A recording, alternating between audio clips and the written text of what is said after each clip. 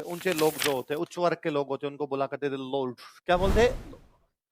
अब ये इंडिया है, सारे इंडिया है तो इंडिया वालों ने देखा कि यार इनका जो बड़ा आदमी होता है उसको बोलते हैं लॉर्ड। क्या बोलते हैं? साहब अपने होता ही था, तो लॉर्ड साहब लॉर्ड साहब लॉर्ड साहब कहने लगे, अरे लॉर्ड साहब है लॉर्ड साहब है। धीरे धीरे वो लॉर्ड तो अपने से बोला कि आपने कहा लाट साहब।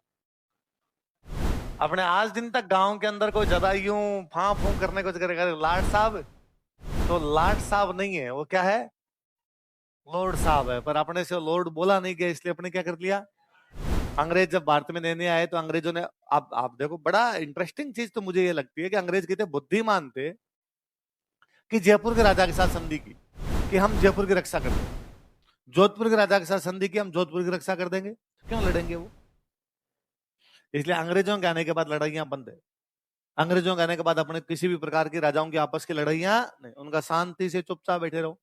अच्छा, राजाओं ने कहा कि तुम जब हमें सिक्योरिटी दोगे तो बदले में उनका दंड दे दो। राजा ने कहा डन।